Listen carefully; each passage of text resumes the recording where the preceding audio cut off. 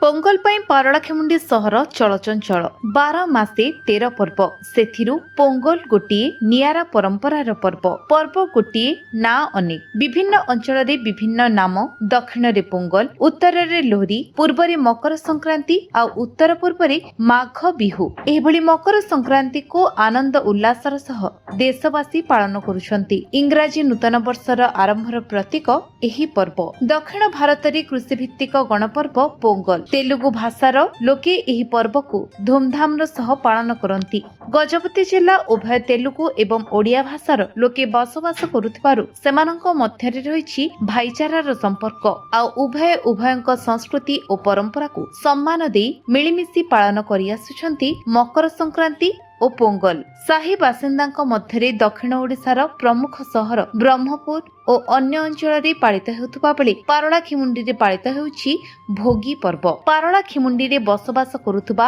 लोक वर्षर एही पर्व को अति धूमधाम रे पालन करने को अपेक्षा करी रहिथांती। पारଳାଖେମୁଣ୍ଡି अंचल रे धूमधाम रे पालित होउछि एही पर्व। मकर उत्सव को ओडिया माने मकर चाउल भोग लागि करी पालन करुथुबा बेले एहाकू तेलुगु माने मध्य करिथांती। सेही भली एही समय रे तेलुगु भाषार लोकंक मुख्य पर्व भाबे परिचित पोंगल को खूब धूमधाम पालन करुवा बेले ओडिया माने मध्य एहाको पालन करिथांती। पोंगल और मकर संक्रांति हिंदू संस्कृति रे बेस महत्व रखे 4 दिन धरी पालन करा जाउतबा एही पर्वर प्रथम दिन को भोगी कुहा जाय थाए। एही दिन राति रे बड़ बड़ काठ गंडी रे निया लगाई अग्नि देवता को पूजार्चना करा जाउतबा बेले द्वितीय दिन रे पांडु को बा पोंगल पालन करिथांती। एही दिन पितृ पुरुषों को पिंडदान करा जाय थाए। सेही बेले तृतीय और चतुर्थ दिन कानुमु और मुकानुमु पालन होई थाए। एही समय रे परिवारर समस्त सदस्य एकाठी हुई विभिन्न प्रकार खाद्य प्रस्तुत करी खाइबार मजा उठाई थांती। उत्सव पालनर दुईटी कारण रहिथिबा कुहा जाय। गोटे पितृ पुरुषों पिंडदान पई करा जाउथुबा बेले अन्य कारणटी हेउछि चाषी माने हाड़भंगा शीतरे कष्ट करी अमल करिथिबा नूतन अमल फसल को ठाकुर एवं पितृ पुरुषों निकट रे लागि करा जाय थाए। एहा बंधु मिलनर अन्य एक माध्यम होइथिबारु समस्ते एहाको पालन करिबा पई गोटिए स्थान रे एकत्रित होइथांती। सेपटे भोगी एवं पोंगल उत्सवर प्रथम दिवस रे नूतन विवाह करिथिबा कन्या माने एही पर्व को पालन करिबा पई निज बाप घर को आसीबा सह नूतन वस्त्र परिधान करिथिबार विधि व्यवस्था रहिछि। तेणु दूर दूरांतरे रहुतबा समस्त कारीगर लोक एही पर्व रे जोग देई नाच गीत रे मजा उठांती। एही दिन पाई वर्ष तमाम अपेक्षा करी रहिथांती। कौन कहबे संक्रांति चली संस्कृति परंपरा को बजाय रखा ओडिया लोक मकर संक्रांति करता बेले आपणकर धूमधाम 2-4 दिन ए पालन करा जाउची। कौन कौन रीतिनीति रही है आप कौन कहे?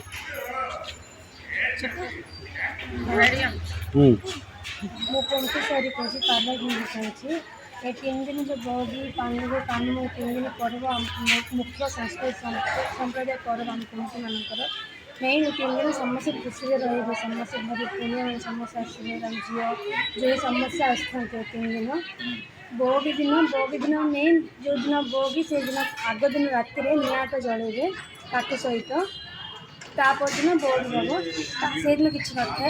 पोंगल दिन सब पिठा पଣା सब पिठा डका जाए से दिन तापर दिन कानून दिन जे भल जो समस्या झील जो समस्या आसिकी से नॉनवेज रहा नॉनवेज खाइबे से न खाई पारा 3-4 दिन बहुत खुशी समस्या पालन करते।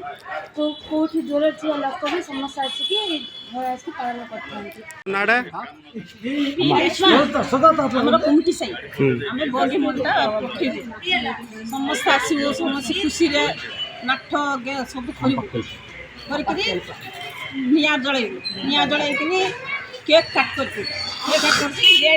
समस्ते डांस कर संक्रांति सकाले समस्त उठू मुंड गाधेबू आउण आसला चाउल परिवा पत्र सब देबू देलापर पिठा पଣା सब रांधबू मकर दिन रांधिकी पिला माने जो समस्त आसवे समस्त नुआ लुगा पिंधिकी खुशी रही संजय समस्त नुआ लुगा पिंधिकी सब मंदिर सब खुशी थी जो नाती नतुनी वो समस्ते खुशी थी।